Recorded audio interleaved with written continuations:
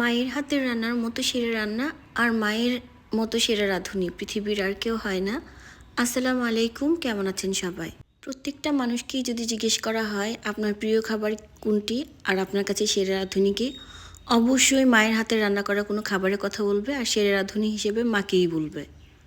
আমার আম্মুরও কিছু কিছু রান্না আমার খুবই ভালো লাগে, যেগুলো এখনও আমার মাঝে মাঝে মিস করি, মনে পড়ে, খেতে ইচ্ছে করে। যেহেতু বড় হয়ে গিয়েছি, বিয়ে হয়ে গিয়েছে, ওরকমভাবে আম্মুর হাতের রান্না তো আর চাইলেই যখন তখন খাওয়া যায় না। তাই নিজেই মাঝে মাঝে চেষ্টা করি যে আম্মুর মতো করে কিছু রান্না করে খেতে। আজকে সকালবেলা ঘুম থেকে উঠেই আম্মুর একটা রেসিপি রান্না করতে চলে আসলাম।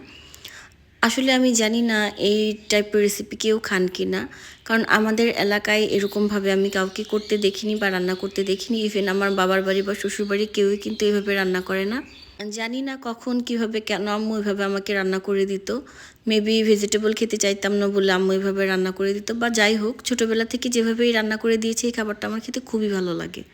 আপনাদের কারো এলাকায় এই খাবার রান্না করে কিনা আমাকে অবশ্যই জানাবেন।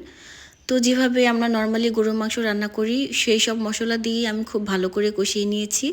তারপর গরুর মাংস দিয়ে নেড়ে চেড়ে মিশিয়ে নিচ্ছি। আমি এখানে মাংসের টুকরোগুলো খুব ছোটো ছোটো করে কেটে নিয়েছি। প্রায় হাফ কেজির মতো গরুর মাংস রয়েছে, আর আমি এই মাংসগুলো খুব ভালো মতো কষিয়ে নিচ্ছি।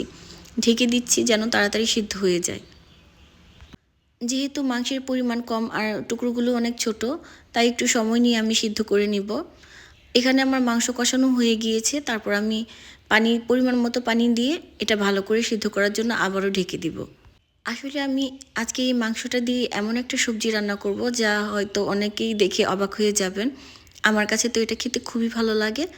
হ্যাঁ, আমি মাংস দিয়ে পুঁই শাকগুলোই রান্না করব। আমি পুঁই শাকগুলো সুন্দর মতো কেটে ধুয়ে নিয়েছি। এখন আমি এই রান্না করা মাংসের মধ্যে পুঁই শাকগুলো দিয়ে দিয়েছি আর খুব ভালো করে নেড়েচেড়ে মিশিয়ে নিচ্ছি। পুঁই শাক রান্না হতে কিন্তু খুব বেশি একটা সময় লাগে না, তাই আমি আগেই মাংসগুলো ভালো মতো সিদ্ধ করে নিয়েছি যেন পুঁই শাকের কালারটা নষ্ট না হয়ে যায়, পুঁই শাকটা ওভারকুক না হয়ে যায়। আমি শাকটা দিয়ে ঢেকে দিলাম আর কিছুক্ষণ জাল করে নিব। ট্রাস্ট মি, এই রান্নাটা আমি যখন করি এত সুন্দর একটা স্মেল বের হয়, আমার ক্ষুধা ডাবল হয়ে যায়, আর সেদিন আমি প্রয়োজনের তুলনায় অনেক বেশি ভাত খেয়ে ফেলি। আমার কাছে খেতে অসম্ভব ভালো লাগে। পুঁই শাক যেহেতু সিদ্ধ হতে খুব বেশি সময় লাগে না, তো আমার রান্নাও প্রায় শেষের দিকেই। শাকগুলো সিদ্ধ হয়ে গেছে আর মাংসটা তো আগেই সিদ্ধ করে নিয়েছিলাম।